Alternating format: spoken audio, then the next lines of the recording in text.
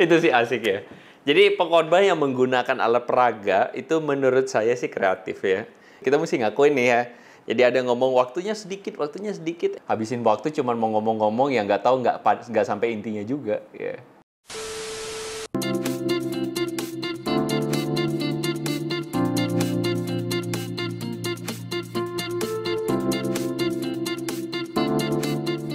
Halo teman-teman, ketemu lagi dengan Andre di sini dan kali ini kita akan mereview satu konten yang menarik dari HelloGod. Apa itu HelloGod? Teman-teman mungkin bertanya-tanya. HelloGod adalah sebuah aplikasi yang sengaja diciptakan untuk kalian anak-anak muda supaya kalian punya satu dunia di dalam dunia maya di mana engkau bisa tetap connect dengan konten-konten yang berkualitas, connect dengan Tuhan melalui konten-konten seperti itu. Menarik kan ya?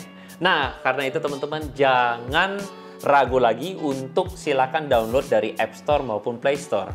Silakan cari ketik HelloGod, HelloGod, HelloGod ya, teman-teman bisa download sekarang. Nah, kali ini kita akan sama-sama menyaksikan satu konten yang dibuat oleh tim HelloGod, kreatif banget, yaitu judulnya Tipe-Tipe Pengkhotbah ya. Jadi buat kalian teman-teman yang sudah bertumbuh dari gereja, kultur gereja, pasti ngerasain, pasti ketemu berbagai macam jenis-jenis pengkhotbah. Dan kali ini akan diparodikan oleh anak-anak HelloGod. Nah, ini menarik nih teman-teman. Saya sebagai hamba Tuhan juga, sebagai seorang pengkhotbah juga, sebenarnya cukup senang ketika dijadikan parodi. Kenapa? Ya karena ini adalah bagian dari kehidupan kita gitu. Bagian dari apa yang kita lakukan setiap minggu, berkhotbah, memberitakan firman, dan kadang-kadang jemaat itu memperhatikan hal-hal kecil yang lucu-lucu tentang kita karena setiap pengkhotbah itu punya ciri khas. Dan kami sebagai hamba Tuhan juga kadang-kadang sering menjadikan ini jadi sebuah lelucon. Tentu saja bukan untuk menjatuhkan, tetapi tentu saja untuk sebagai bercandaan aja. So asik deh kita lihat apa yang menjadi parodi dari anak-anak HelloGod tentang pengkhotbah-pengkhotbah ini. Yuk kita lihat ya.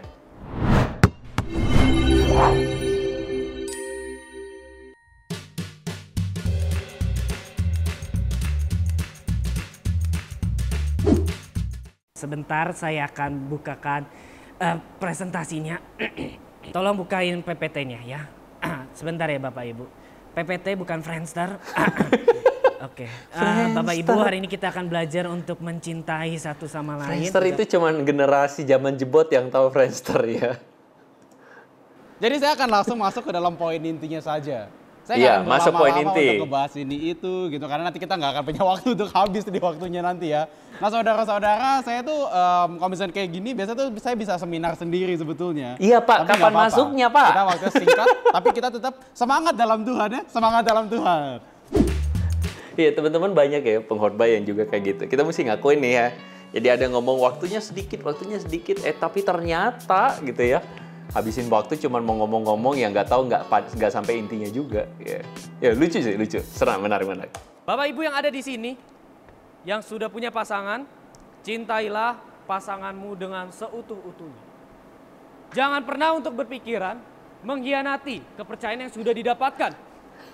Bapak Ibu juga saya minta tolong di rumah untuk benar-benar mengasihi. Lanjut Pak. Mengasihi. Saya pernah punya kejadian kayak gini teman-teman. Jadi waktu di gereja, waktu itu acara Natal, lalu kemudian kita syuting pengkhotbahnya. Ternyata pengkhotbahnya lari ke sana kemari. Akhirnya apa? Kita pusing yang jadi panitianya untuk syutingin pengkhotbahnya. Mesti lari ke sini, lari ke sono. Teman-teman di layar, mimbar kosong doang gitu loh.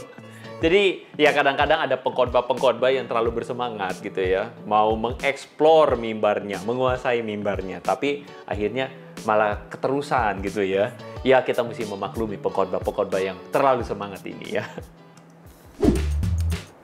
Bapak Ibu Saudara sekalian, nih saya kasih contoh. Hidup tuh harus dipenuhi dengan firman. Saya punya 2 gelas. Sekarang Bapak Ibu, kalau Bapak Ibu yang sudah mengenal Kristus, memiliki firman, lalu Bapak Ibu membalik hidup Bapak Ibu semua, airnya tumpah Bapak Ibu sekalian. Firman Tuhan hilang dari hidup Bapak Ibu. Itu sih asik ya.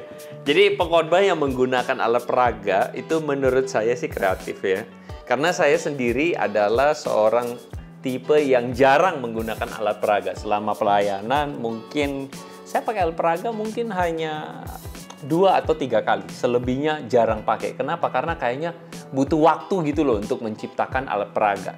Tapi salut buat para pengkhotbah yang menggunakan alat peraga, yang sibuk dan serius memikirkan alat peraga. Itu sih keren, ya.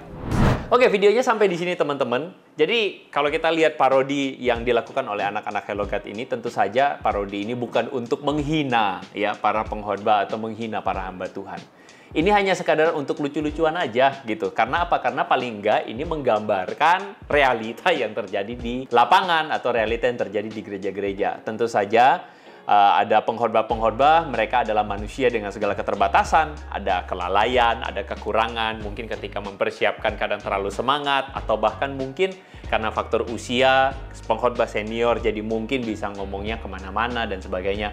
Tapi tentu kita sebagai anak-anak muda, kita salut dengan para pelayan-pelayan Tuhan yang memberitakan firman Tuhan dengan sungguh-sungguh, dengan baik mempersiapkan firman, dan mereka terus melayani Tuhan sampai di usia tua. Kita patut untuk mendoakan mereka semua.